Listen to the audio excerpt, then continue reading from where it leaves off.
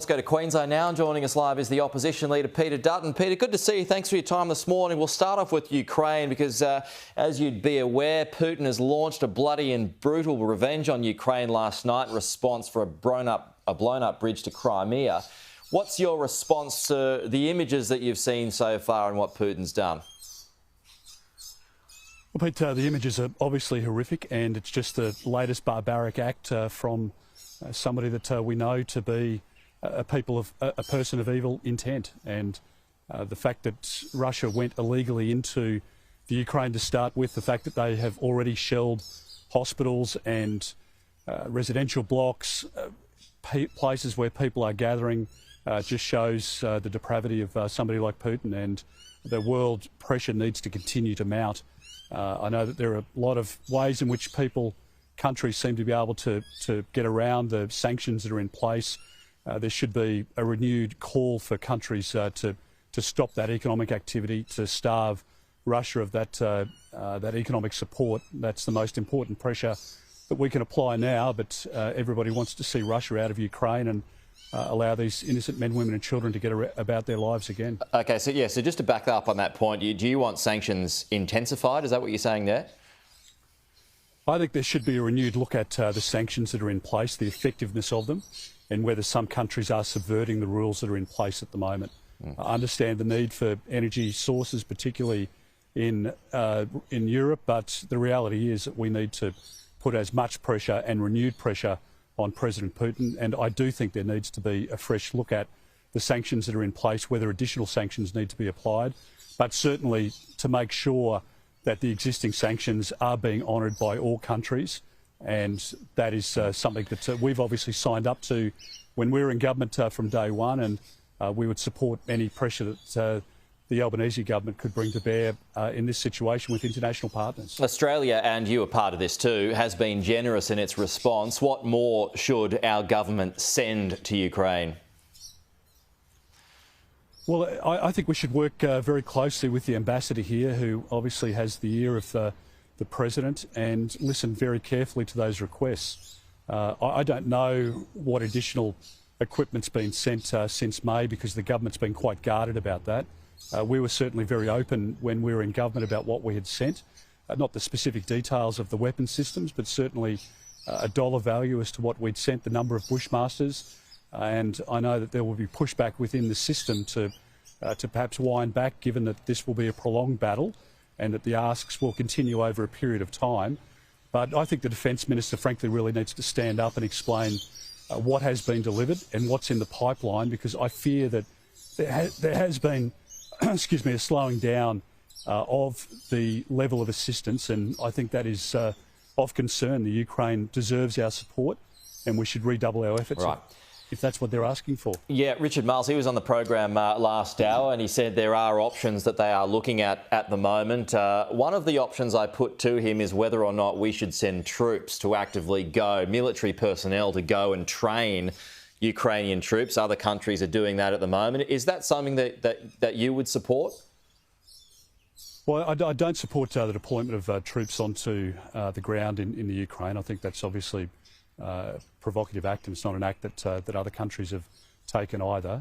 There is a training. I mean, outside Ukraine though, they're training them outside Ukraine. Well, there is a role for Australian troops in training, particularly if we're giving equipment. You want the equipment to be used as best it can be, as safely as can be, and as effectively as it can be. So, but there'll be classified elements to that. There was when I was Defence Minister, so I wouldn't expect the Defence Minister to provide all of that detail.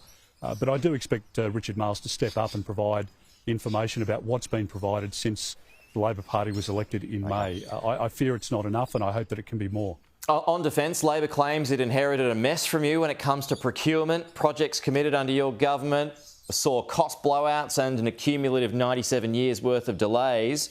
Have you given Richard Marles a hospital pass? No, I tell you what Richard Marles has got is a situation where he wants to create a distraction. Probably a classic military move to say, you know, have a look over here, don't look over at the tax cut debacle of the last week. I mean, that's the operation that Richard Marles has been tasked by the Prime Minister, And the last week was a debacle for the government. They were at odds with each other. Well, there was obviously an internal brawl going on. Anthony Albanese was at sixes and sevens as to what he wanted to do. Jim Chalmers was out there leading the charge. There were backbenchers for and against the tax cuts, and we still don't have a definitive statement from the Prime Minister about whether stage 3 tax cuts are in or out, or whether they're in for now but might be out later. And that uncertainty kills confidence. And we always know that the Labor Party can inherit a strong economy, which is exactly what has happened, but they have huge capacity within their ranks to make decisions that will ultimately be in the country's worst interests. And I fear that we're going to see those sort of decisions made in the budget. We'll wait and see over the next few weeks what else they drop out. But in terms of the defence argument, it's a complete nonsense. Let's be very frank about it. The fact is that Labor spent less money than any government on defence since 1938. They were in government over 6 years. That's what happened. They didn't order a single frigate. They didn't order a single boat, not a single submarine. So, of course, they didn't have any problems in delivery, because if you don't order it, you know, guess what? You don't have any problems in cost or delivery or overruns. But we had a lot of catching up to do over 9 years. We did a lot of that. And this deal with AUKUS will secure our nation for the next 40 or 50 years. Labor could never have even imagined it, let alone delivered it. So I think a lot of hollow rhetoric coming from Richard Marles at the moment.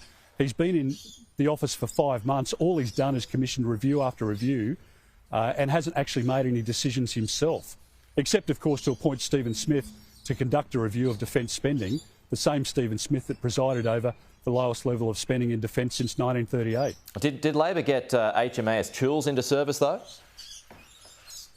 Well, I'll tell you what they did. They spent less than any other government, and there were decisions that were made by the Howard government and by that period where they were the beneficiaries of. So, yes, they might have been able to commission, but did they order boats? No, they didn't, Pete. That's the reality, and they didn't order any subs. I would love to have, as Defence Minister, have been commissioning the vessels that they ordered, but that wasn't the reality. And now Richard Marles, on the eve of the budget, is telling you that there are problems. Well, what he should be fighting for is more funding for defence, because when we were saying 12 months ago that this was the most precarious period since the Second World War, they were saying that we were overreacting and warmongering. Well, guess what? They've now got the intelligence briefings, and Richard Marles is providing exactly the same commentary. And I presume the ABC and The Guardian and others will be condemning him for such outrageous comments. OK, just a quick one here on energy, Pete. Power prices could run up by at least 35% next year. That'll lead to inflation. It'll probably lead to an interest rate rise as well. How much tougher does that make the cost of living crisis? Well, Peter, I just don't think you can underestimate how much pain families and small businesses are in at the moment. Their power prices have been going up, their gas prices, their petrol prices, rents have been increasing, and there'll be a lot of manufacturers who just throw their hands in the air and say, well, we're going to move offshore to a cheaper environment. Now, what makes it even more egregious is that the Prime Minister promised before the election that he would reduce power prices by $275 on average. He promised it 97 times before the election, and since the election has never mentioned it once. And there are a lot of families in Europe over this winter where they say they will either be able to heat or eat, but not do both. And I don't want our country going down that path. But Labor's policy at the moment, the poles and wires policy, the obsession with 100% renewables, that is going to lead to power prices increasing by much more than 35%. And you'll get the unreliability that we're seeing in Europe or in California, where there's a prospect of rolling blackouts. I don't want that for families and small businesses in our country. And the government needs to explain how it is they're going to fix it. OK, well, it did turn the finger of blame onto your government again. It said that 4 times more dispatchable energy came off the grid than went on it. So do you have to take some of the blame for the precarious situation we're in? Well, Peter, I just think we have to deal with the science. And this is why we've started a discussion about small modular reactor, the latest, newest, safest technology in nuclear, being adopted by Canada, by France. France doesn't have the problems that Germany does because they have the firming up capacity through nuclear. And in this country, if you don't like coal and you don't like gas and the solar panels don't work over night time, the battery only lasts for 75 minutes, hydro is an element within the system to firm up, but not sufficient enough to cover the whole system, obviously, then the lights are going to go out at some point if you rely solely on those solar panels that don't work over night time. So we'll support good, sensible policy, but the obsession by Chris Bowen to close down coal-fired generation, to make gas even more expensive than it needs to be, that is going to lead to a catastrophic outcome, not just price increases, as I say, but also unreliability in the system. And that is a real problem if you've got rolling blackouts in our country, not just for families, but for businesses, for smelters, for other manufacturing and producers. They will just take their business offshore and we'll lose those Australian jobs. And that's the path that Labor's got us on at the moment. And the coalition is not going to stand for that. We'll fight back against it. OK, Peter Dutton, the opposition leader there. Appreciate the lengthy chat with you this morning. Peter Dutton there in Bundaberg for Shadow Cabinet there today.